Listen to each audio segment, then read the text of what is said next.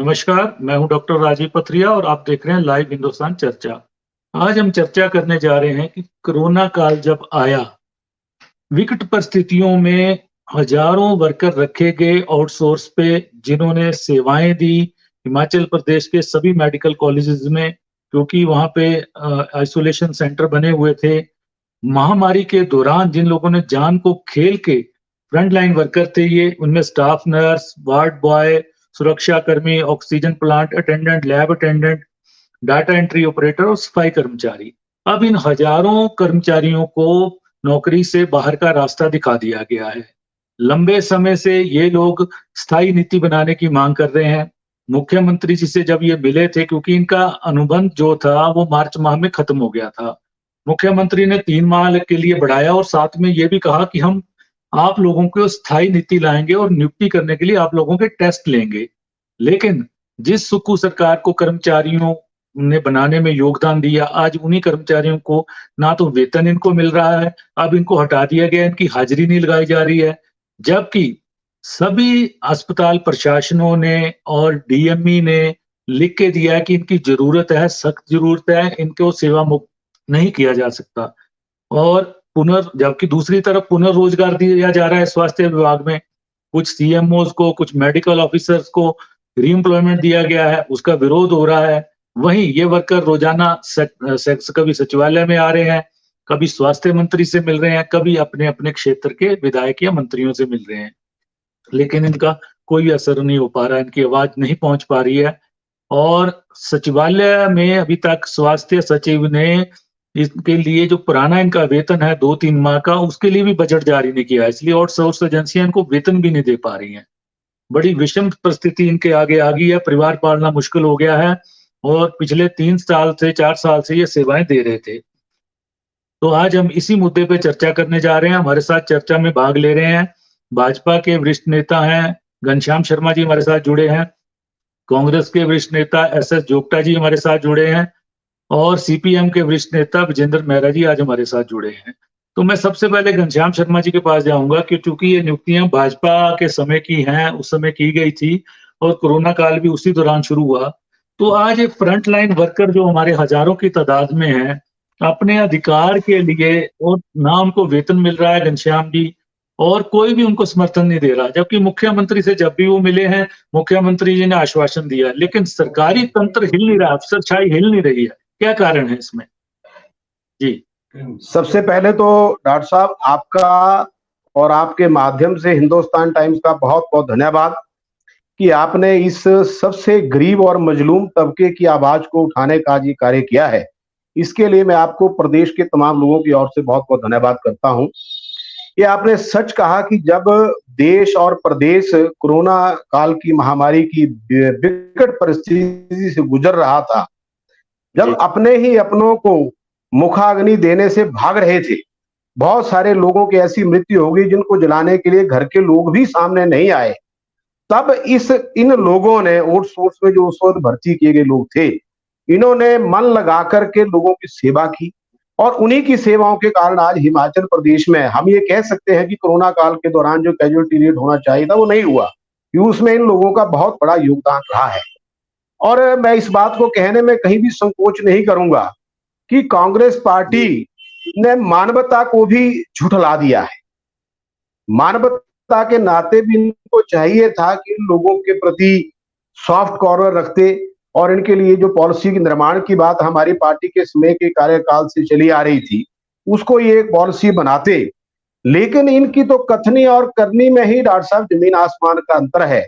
जब ये सरकार सत्ता में आने को आतुर थी, तो इन्होंने झूठे वादे प्रदेश की सरकार से किए। इन्होंने कहा कि 5 लाख रोजगार जो है वो लोगों के लिए सृजन किए जाएंगे। बहरहाल 6 महीने के अंदर ही 30,000 परिवार, बहुत बड़ा वॉल्यूम है डॉक्टर साहब, ये 30,000 परिवारों को रोजी रोटी के लाले इन्होंने डाल दिए। मैं तो इस बात से सुनकर के हैरान हूं कि कहां इंसानियत कहां खत्म हो गई है। अगर इंसानियत के नाते भी इस बात को सोचते तब भी उनके बारे में कोई विचार करते, लेकिन विचार करना तो दूर रहा, इन्होंने तो उनकी रोजी रोटी का संकट खड़ा कर दिया है। ये मानवीय मानवता के नाते भी बहुत बड़ा दुष्कर्म जो है वो कांग्रेस पार्टी ने किया है। जी। तो इसके हल और के सरकार लिए को चाहिए, जी सरकार बोलिए। को ये चाहिए कि अविलंब अपने इस आदेश को वापस ले और इन परिवारों के प्रति, जहां हमें इन परिवारों के प्रति सल्यूट करना चाहिए था कि जिन्होंने कोरोना काल के दौरान लोगों की सेवा की, दिल लगा के काम किया, बीमारी से नहीं डरे, इतनी जबरदस्त कोरोना वायरस की मार थी उससे नहीं डरे, तब भी इन्होंने लोगों की सेवा की। इस अध्यादेश को सरकार वापस ले और इनके लिए तुरंत जो है वो, जो इनकी तनख्वाह पिछले 2-3 महीने से इनको बेचारों को पैसे नहीं मिल रहे हैं, एक तो तुरंत मैं प्रदेश के मुख्य सचिव से भी यह निवेदन करना चाहूंगा, वित्त विभाग से भी निवेदन करना चाहूंगा और माननीय मुख्यमंत्री जी से भी कहना चाहूंगा कि राजनीति एक अलग पहलू से होती है, लेकिन मानवता के जी नाते इन बच्चों का, इनके परिवारों का ध्यान रखते हुए, क्योंकि अभी बच्चों स्कूल गोइंग बच्चे हैं, सबके छोटे छोटे काम कर रहे हैं, इन सबको जो है वो पिछला जो ड्यूज है वो दें और इनको तुरंत नौकरी बहाल करके इन लोगों को न्याय दें। जी जोगता जी, आपकी पार्टी की सरकार है, और घनश्याम जी माइक बंद कर लीजिए प्लीज। तो आपकी पार्टी की सरकार है, लेकिन 3 माह से लगभग इनका वेतन ड्यू है और इन सबको बाहर कर दिया गया है। तो क्या कोई संवेदनशीलता के आधार पे कोई फैसला लिया जा रहा है कि नहीं लिया जा रहा है? जी जोगता जी। जी डॉक्टर साहब, सबसे पहले तो मैं आपका धन्यवाद करूंगा, स्वागत करूंगा, और साथ में जो मेरे कलीग्स और पेटी भाई बैठे हैं उनको भी नमस्कार करूंगा, उनका अभिवादन करूंगा। और मुद्दा बहुत संवेदनशील है, और जिस तरह से उनके साथ ट्रीटमेंट किया जा रहा है, जिस तरह से उन्होंने कोरोना काल में देश और प्रदेश के प्रति अपनी जी सर्विसेज को रेंडर किया इधर है, जी बिल्कुल वॉलंटरली। और जब उनके कोरोना पीड़ित पेशेंट्स के पास कोई नहीं जाता था, घर वाले भी नहीं जाते थे, तो उन्होंने भगवान स्वरूप जो है उनको अटेंड किया, उनको शमशान घाट तक ले गए और उनको मुखाग्नि तक दी है। उनके लिए कांग्रेस पार्टी चट्टान की तरह खड़ी है। पर उससे पहले मैं ये कहूंगा, उनका हो जाएगा, और माननीय मुख्यमंत्री जी से ने भी आश्वासन दे दिया और हमने भी बात किया, अभी और भी करेंगे, ऐसी बात नहीं है। लेकिन मैं भारतीय जनता पार्टी की पूर्व सरकार, जयराम जी ठाकुर जिसके जो मुख्यमंत्री थे, उन्होंने उनको अनंत फनन में जिस रूप से भर्ती किया था, उससे पहले भी वहाँ कर्मचारी थे, और सोर्स वाले कर्मचारी 45-50 हजार के करीब कर्मचारी हैं प्रदेश के अंदर। तो उन्होंने जो वो भर्ती की, उसमें क्या कंडीशंस थी, कितने दिनों के लिए उनको भर्ती किया गया था, कहाँ से उनको रिसोर्सेज जो सैलरी जो जनरेट करनी थी, कौन उसके लिए ठेकेदार था, उसका ठेकेदार था, नेचुरली वो भारतीय जनता पार्टी का वर्कर होगा, तो उसमें वो कंडीशंस भी हम देख रहे हैं। लेकिन आप लोगों के लोकप्रिय चैनल के माध्यम से मैं ये आश्वासन उन आउटसोर्स कर्मचारियों को जो कोरोना काल में रखे गए थे, मैं उनको आश्वस्त करना चाहता हूं कि उनको घबराने की आवश्यकता नहीं है। उनके बारे में गंभीरता से विचार चल रहा है। मुख्यमंत्री आज कांगड़ा जा रहे हैं, तो वो उनसे संपर्क हम बनाए हुए हैं, तो उनके लिए कुछ ना कुछ कंक्रीट जो मतलब उनका जो इशू है उनको लेकर के, उनकी सैलरी को लेकर के, पहले तो उनकी सैलरी रिलीज करनी है, उसके बाद जो पॉलिसी है, जो कांग्रेस पार्टी ने इतना बड़ा काम किया है जो भारतीय जनता पार्टी ने कभी भी नहीं किया, क्योंकि और सोच के जो जन्मदाता है वो भारतीय जनता पार्टी ही की सरकार रही है, उसमें कोई शक नहीं है। प्रेम कुमार धूमल जी जब मुख्यमंत्री थे और विनीत चौधरी सेक्रेटरी हेल्थ थे, ये जी आउटसोर्स जन्मदाता रहे हैं। इन्होंने ही आउटसोर्स की ऐसी एक काला जो अध्याय जो स्थापित किया प्रदेश के अंदर, ये इनके जन्मदाता है। चलो anyhow, just to proceed further in the matter, I want to clarify कि भी हम इनको भी, फिर भी इनकी जो लायबिलिटी, जो भारतीय जनता पार्टी की जो लायबिलिटी, चाहे वो आउटसोर्स को लेकर के है, चाहे खाली पद पड़े पदों को लेकर के है,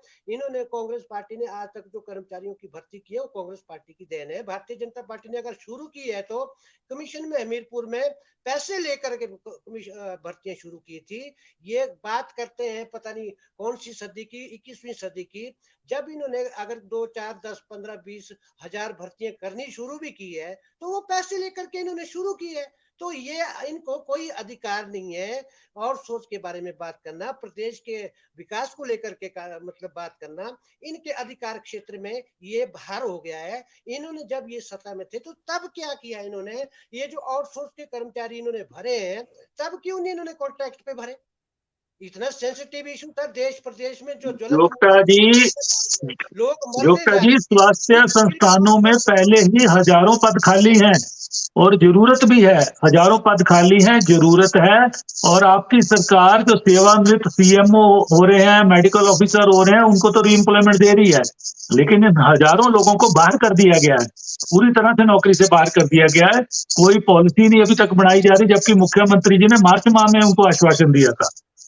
सवाल ये है जोगता जी।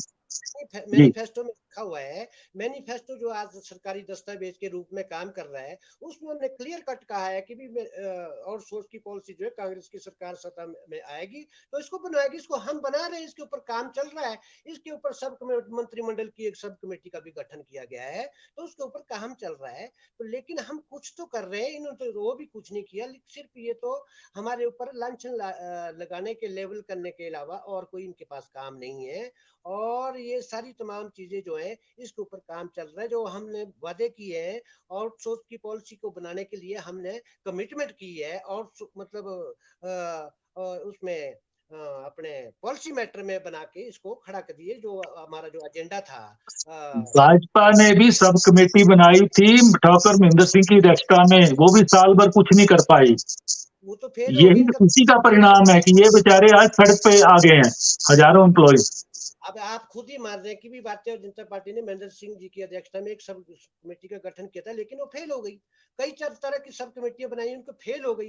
लास्ट में क्या हुआ, इनको जाना पड़ा। आज कांग्रेस पार्टी ने इसके ऊपर काम करना शुरू कर दिया है, और मैनिफेस्टो में भी इसको जैसे मैंने कहा है रखा हुआ है। इसके ऊपर हम काम कर रहे हैं गंभीरता से, और सोच के जितने भी कर्मचारी हैं उनको घबराने की आवश्यकता नहीं है। इसके ऊपर कुछ ना कुछ कंक्रीट जो डिसीजन है वो विदिन कुछ ही दिनों में जो है कपल ऑफ डेज ये बाहर हो जाएगा, आपके सामने आ जाएगा।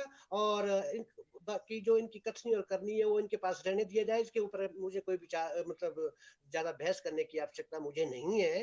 तो ये सारी चीजें लेकर के जो हम चल रहे हैं, तो ये प्रदेश के हित में और इन आउटसोर्स के हित में और प्रदेश के कर्मचारी के हित में, चाहे वो स्केल का मुद्दा है, चाहे दूसरी चीजें, चाहे ओपीएस का है, वो आपके सामने ज्यादा की आवश्यकता नहीं है। जी, घनश्याम जी बोलना चाह रहे थे। घनश्याम जी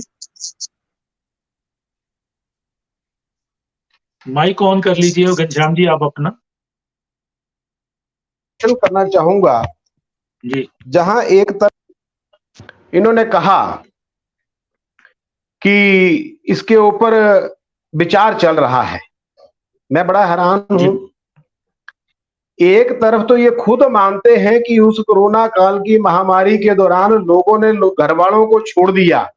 भारतीय जनता पार्टी ने लोगों को रखा, इसलिए रखा क्योंकि स्टाफ की कमी थी और लोगों ने वॉलंटरली काम करना स्वीकार किया। अब ये कहते हैं कि हम पॉलिसी बना रहे हैं। भाई पॉलिसी बनाओ, उसका हम आपका स्वागत कर रहे हैं, लेकिन उनको निकालना जो है वो कहां सा तर्कसंगत है, इस बात को बताएं।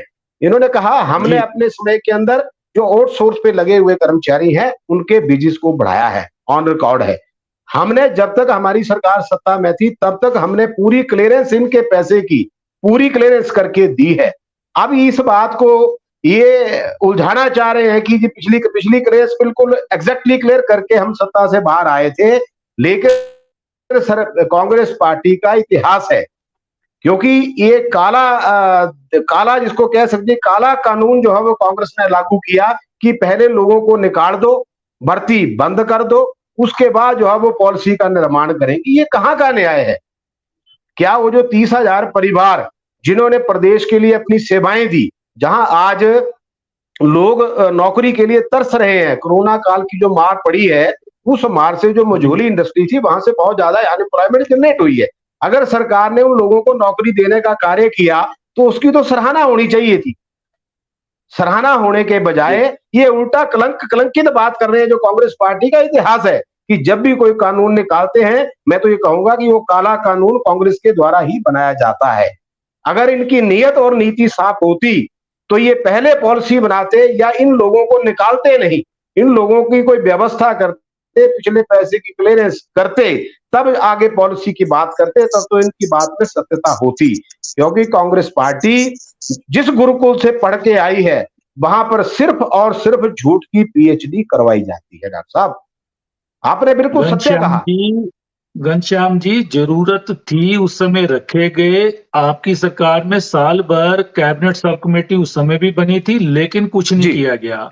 जी जाहिर जी है सुक्खू सरकार ने उनका कॉन्ट्रैक्ट आपकी सरकार ने ही 31 मार्च तक किया था, खत्म हो जी, गया उनका बिल्कुल जी, कॉन्ट्रैक्ट। बिल्कुल सुक्खू सरकार बिल्कुल ने ठीक, 3 माह के लिए बढ़ाया, लेकिन सुक्खू सरकार बजट मुहैया नहीं करवा पाई नहीं और करवा उनको पाई वेतन नहीं बजट मिल का पा रहा है। प्रोविजन और इन्होंने। अब हाँ उनका उनका फर्दर उनके लिए एक्सटेंशन का कोई प्रोविजन नहीं है और वो हजारों परिवार कोई अब सड़कों प्रोविजन पे नहीं आ है, गए हैं, जबकि उनकी सड़क जरूरत में है है, बिल्कुल हर सही बात, हॉस्पिटल। बिल्कुल सही जी बात, बिल्कुल सही बात, बिल्कुल ठीक कहा आपने। जरूरत थी उन परिवारों को, उन परिवारों के साथ खड़ी हो जाती सरकार, उन परिवारों का धन्यवाद करती और उनको एक्सटेंशन देती। बजट का कोई प्रोविजन इन्होंने नहीं किया, एक्सटेंशन उनको नहीं दी और एक चिट्ठी जो है वो जारी कर दी कि आउटसोर्स भर्ती जो बंद कर दी। चिट्टों के ऊपर नौकरियां देने की रिवाज, चिट्टों के ऊपर नौकरियां देने का काम आपको भी पता है जोगटा जी और डॉक्टर साहब, आपको भी पता है कि कौन करता था, बैकडोर से एंट्रियां कहां से होती थी। ये भारतीय जनता पार्टी के अंदर नहीं है। जो जो आप बात वहां की कर रही हैं उसकी इंक्वायरी चली है। जब इंक्वायरी, मैं तो हैरान हूं, किसी चीज की जब तक किसी मुकदमे का फैसला जज सुना नहीं देता है, उसकी सजा मुकर्रर नहीं हो जाती है, तब तक उसको दोषी नहीं माना जाता है। अगर हमीरपुर की जी बात कर रहे हैं सबॉर्डिनेशन सेक्शन बोर्ड की, तो जो लोग दोषी थे वो उनके ऊपर कार्रवाई चल रही है, लेकिन इन्होंने फिर वहां पर एक बहुत बड़ी गड़बड़ की। आज सैकड़ों बच्चे सड़कों पर सुसाइड करने के लिए कगार के ऊपर बैठे हुए हैं। जो बच्चे ओवरेज हो गए, जिनके इंटरव्यू के रिजल्ट नहीं निकले और वो ओवरेज हो चुके हैं, वो बच्चे सुसाइड करना चाह रहे हैं। माननीय मुख्यमंत्री सुक्खू जी के साथ कई डेपुटेशन बच्चों के मिल चुके हैं। अरे भाई, कुछ तो भगवान से भी डरो, इंसान से तो डरो, भगवान से भी डरो। जी, भगवान की मार बहुत रोजगार बुरी का बड़ा होती है। संकट है घनश्याम जी, रोजगार जी का बड़ा संकट है। मैं जी मेहरा जी से जानना चाहूंगा, मेहरा जी, जब तक पॉलिसी नहीं बनती है, कोई टेस्ट, जैसे मुख्यमंत्री का आश्वासन है कि टेस्ट लिया जाएगा, इन लोगों के लिए स्थायी स्थायी इनको रोजगार दिया जाएगा, क्योंकि जरूरत है। देखिए, ऑक्सीजन प्लांट कई हॉस्पिटल के बंद पड़ रहे हैं क्योंकि अटेंडेंट जो रखे बंद। गए थे आउटसोर्स पे वो बाहर हैं। वही वार्ड बॉयज नहीं है, स्ट्रेचर उठाने के लिए कोई नहीं है आज की डेट में इन मेडिकल कॉलेजेस में। सफाई कर्मचारी, सफाई नहीं हो रही है नियमित वार्डों की, कभी उनको दूसरे हॉस्पिटल में भेजा जा रहा है, कभी उनकी हाजिरी नहीं लगाई जा रही है, क्योंकि आउटसोर्स कंपनी के माध्यम जिससे ये लगे हैं, उसको जब बजट नहीं आ रहा, सरकार ने लिख दिया कि आप फर्दर वो नहीं कर सकते कुछ भी। तो ये दिक्कतें आम जनता को अपना परिवार पालने के लिए मुश्किल हो रही है। तो गवर्नमेंट ये आउटसोर्स से निकलती क्यों नहीं है? जी मेहरा जी। मैं ये कहना चाहता हूँ, एक बेहद एक बेहद गंभीर मुद्दा है जिस पर आप चर्चा कर रहे हैं, पर मुझे दुख ये हो रहा है कि इसमें पूरी राजनीति चल रही है। दोनों प्रवक्ताओं को सुन रहा हूँ और दोनों के जो एक दूसरे पर आरोप प्रत्यारोप लगा रहे हैं। ये तो मुद्दा ही नहीं है ना राजनीति का। वास्तव में ये जो या मल्टीपर्पज वर्कर है या टेम्परेरी है या कैजुअल है या किसी भी तरीके के जो आज अंदर है, ये जो नीतियां 1990 के बाद जो हमारे देश में लागू की गई, जिनको नव उदारवादी नीतियां कहते हैं, ये उन नीतियों के तहत हुआ क्योंकि जो चंद पूंजीपति हैं, ठेकेदार हैं, जो इनके चहेते होते हैं, उनको फायदा पहुंचाना था। इसलिए तो पहले ठेकेदारी प्रथा आई 1970 में, उसके बाद 1990 में जो है ये नव उदारवादी नीतियां आ गई, उसमें आउटसोर्स आ गया। मैं तो ये कहना चाहता हूँ कि बजाय इसके कि एक दूसरे करें कि फलाने आदमी ने या फलानी सरकार ने जो है, तो दोनों ही सरकारें रही ना हिमाचल के अंदर, तो दोनों सरकारों की उसमें भूमिका रही। आज जब पिछले कल जो है कि कंप्यूटर शिक्षकों को लेकर जो है नीति बनाई जा सकती है, उस पर कोई रोक नहीं है। और आज पूरे प्रदेश के अंदर हम देख रहे हैं कि जो कोविड के समय में जो एक्चुअल में कोई अगर कोरोना योद्धा था तो वास्तव में वो यही लोग थे। क्यों थे मैं बताता हूं आपको, क्योंकि जब ये आदमी जो है उसमें आइसोलेशन वार्ड में घुसता नहीं था, तो सफाई कर्मचारी, तो वार्ड अटेंडेंट्स, आपका सिक्योरिटी का स्टाफ, जो दूसरे लोग थे, यही सारे लोग थे, जो खाना बनाने वाला, लॉन्ड्री में कपड़ा साफ करना, तो सारे लोग जो है काम कर रहे थे। कि अब जो इनके लिए बस बजट की, इनको जो है हम रख नहीं सकते, कंटिन्यू नहीं कर पाएंगे। वास्तव में मैं आपके शो के माध्यम से कुछ मुद्दे आपके संज्ञान में लाना चाहता हूँ। 1200 लोग बाहर हो रहे हैं, ये बेहद संवेदनशील की नौकरी की कहां सुरक्षा होनी चाहिए, बाहर नहीं होनी चाहिए। मुद्दा आज ये है कि आंकड़े भी नहीं है सरकार के पास आउटसोर्स के। कभी 30 30,000 बोलते हैं, कभी 32 बोलते हैं, कभी 42 बोलते हैं, कभी 48 बोलते हैं, फ्लक्चुएट करता है, किसी भी सरकार के पास नहीं है, और ठगती रहती है सरकारें। पिछली सरकार ने जो आनन फानन में इलेक्शन के टाइम में आपको पता है क्या क्या किया, वो सारा ड्रामा हुआ। विधानसभा के बाद जो है हजारों आउटसोर्स कर्मचारियों को बुला लिया गया, वहां पर घोषणाएं कर दी गई, फिर एक कमेटी बनी, उस कमेटी ने कभी किया, ये सरकार आई, ये सरकार भी कह रही थी कि हम ये सारी चीजें करेंगे, लेकिन आज की अखबारों में जो रिपोर्ट की वो ये कहा गया है कि मुख्यमंत्री ने ये कहा है कि सरकार में इन लोगों को एडजस्ट करना जो है ये व्यवहारिक नहीं है, प्रैक्टिकेबल नहीं है। तो क्या नीति बनाएंगे आप बताइए, नीति क्या बनाना चाह रहे हैं? नीति क्या है? नीति ये है कि अभी जो आदमी कोई आउटसोर्स एजेंसी के पास है, जिसको आज जो सुप्रीम कोर्ट ने 26 अक्टूबर 2016 को समान कार्य के लिए समान वेतन दिया था कि अगर सरकारी में पक्का जितना काम कर रहा है और जितनी उसको तनख्वाह मिल रही है उतनी तनख्वाह मिलनी है, उसको तनख्वाह नहीं मिल रही है, देंगे उतनी तनख्वाह। दूसरी बात, उनको समय पर तनख्वाह नहीं मिलती है। सरकारी कर्मचारी को 1 तारीख को तनख्वाह मिलती है, उनको जो पूरा महीना एक लेट महीना तनख्वाह मिलती है, कई बार 2-2 महीने की होल्ड करके तनख्वाह मिलती है। तीसरी बात, जो आप उनको तनख्वाह देते हैं उस पर 18% तक जीएसटी काटा जा रहा है, उनकी तनख्वाह पर जीएसटी चला जाता है, जीएसटी काटा जा रहा है जो दी जा रही है मजदूरों को। क्या आप वो जीएसटी बंद करेंगे? चौथी बात कि देश का कानून कहता है 1952 का ईपीएफ का कानून कि हर जो मजदूर का ईपीएफ कटना चाहिए, कटता ही नहीं।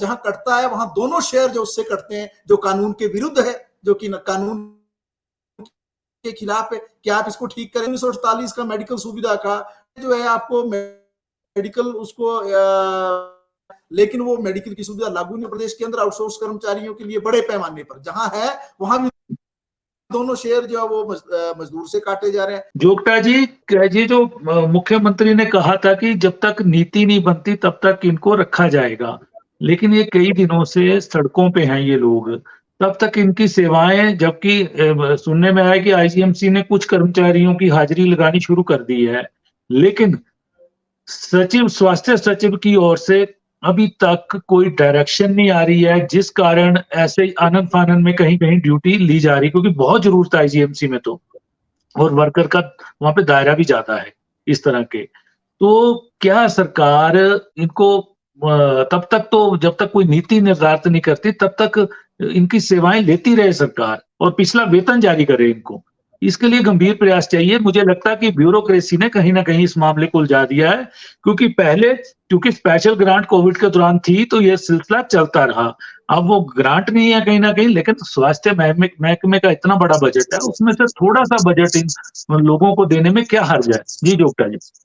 जी डॉक्टर साहब, इसमें ऐसा है, जहां तक इनको सैलरी की बात है वो टेकअप किया हुआ है सरकार से, सरकार के पास फाइल पहुंच की हुई है। इनको निकालने का जो सब ऑफिस होते हैं गवर्नमेंट के अधीन, जो छोटे छोटे कार्यालय होते हैं या डायरेक्टोरेट होता है या आईजीएमसी होता है, वो तो सिर्फ वही अधिकारी वही काम करते हैं जब तक कि उनके पास आदेश थे पूर्व सरकार के कि अब तक इनको रखना है, अब तक इनको सैलरी देनी है। वो पूर्व निर्धारित, जैसे मैंने कहा था कि पूर्व सरकार को ये चाहिए था कि वे ये कंटिन्यू करेंगे, कितने सालों के लिए इनका जो आउटसोर्स का जो मतलब कॉन्ट्रैक्ट है वो होगा। ये तभी तो मैंने कहा कि पूर्व की सरकार ने जो आनंद फानन में वो रख तो दिए, पर नीति निर्धारण के तहत जिस तरह से होना चाहिए था कि कब तक करेंगे भाई, और उनका बजट का प्रावधान अकॉर्डिंगली होता है ठेकेदार को के माध्यम से, तो वो कुछ नहीं था। आज वो समस्या जो लायबिलिटी जो है कांग्रेस सरकार के ऊपर आ गई है, तो छोटे दफ्तर ने तो कहना ही था कभी अब आपकी जो हमारे पास पैसे नहीं है, तो आपका जो मैटर है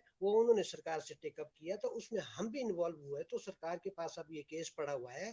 जहां तक ये कहा जा रहा है कि मुख्यमंत्री जी ने, जैसे मेहरा जी ने कहा कि भी उन्होंने कहा है कि भी अभी इनकी कोई ऐसी पॉलिसी नहीं कि हम इनका कोई काम करें। पॉलिसी बनाना एक अलग चीज है, उनको कंटिन्यू करना फिलहाल काम करने के लिए, क्योंकि कमी भी है स्टाफ की, खासकर हॉस्पिटल्स में, उसको लेकर के उन्होंने ऐसा नहीं कहा कि तुम्हारे को नहीं रखेंगे। उन्होंने ये कहा कि भी साइमल्टेनियसली हम पॉलिसी के ऊपर भी काम कर रहे हैं। आपके बारे में जो जो जो कॉन्ट्रैक्ट रखे हुए हैं, जो निकाले जा रहे हैं, निकालने का जो राजनीति की जा रही है भारतीय जनता पार्टी द्वारा, ऐसा कुछ नहीं है। लेकिन एडमिनिस्ट्रेटिव एस्पेक्ट्स कुछ ऐसे होते हैं, कभी कभी 19-21 का फर्क हो जाता है, उसको लेकर के जो कुछ एक षड्यंत्रकारी उनको भड़का रहे हैं लोगों को, तो उस षड्यंत्र के तहत वो शिकार होने जा रहे हैं। और कांग्रेस पार्टी का इतिहास रहा है कि ऐसे कर्मचारी, जिन कर्मचारियों, देश और प्रदेश में कर्मचारियों को जो अंबार आज रिटायर भी हुए हैं या होने जा रहे हैं, वो सब कांग्रेस की देन है। तो अदरवाइज अगर हम कर्मचारी हितैषी नहीं होते तो आज तक हमने इनकी पॉलिसी बनाने का भी वादा ना किया होता। शायद हम उसको बोलते भी, पूर्व की सरकार को पूछो जिन्होंने ये जोगटा जी, आपकी आपकी सरकार रीएम्प्लॉयमेंट की विरोधी थी। जयराम सरकार में जो रीएम्प्लॉयमेंट दिए जाते रहे, बहुत बड़ी विरोधी रही आपकी सरकार।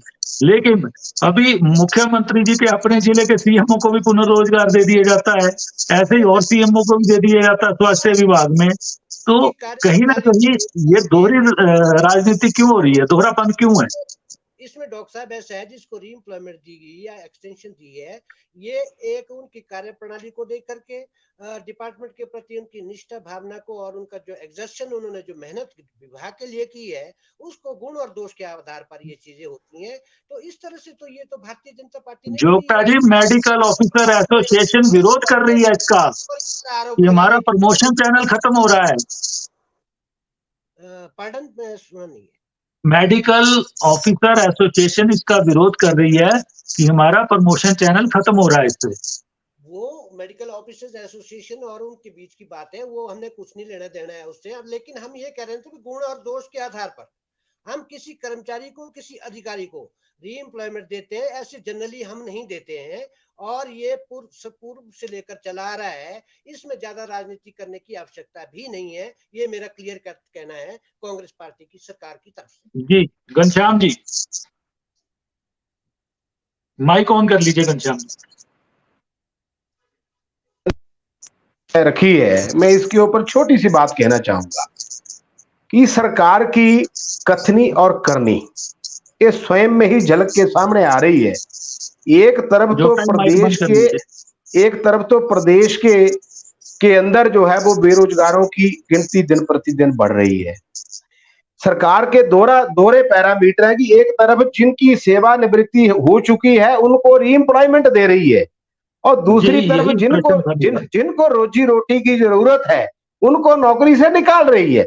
दूसरी बात, मुझे ये लगता है डॉक्टर साहब कि सरकार, सुप्पू सरकार जो है वो प्रशासनिक दृष्टि से अपनी पकड़ जो है वो खो चुकी है। अगर प्रशासनिक दृष्टि से पकड़ होती तो मुख्यमंत्री जी को पहले प्रशासन के लोग उनको अवगत करवाते कि इतने लोगों की जो है वो अभी हमारे पास पैसे देने की स्थिति नहीं है, उनका प्रावधान करते। तीसरी बात, मुख्यमंत्री से डेलीगेशन मिल रहे हैं लगातार। यस, लगातार मिल रहे हैं। तीसरी बात इसके साथ फाइलों पे बैठकी हुई है। यस, प्रशासनिक पकड़ जो है वो सरकार की पूर्णतया जो है वो खत्म हो चुकी है।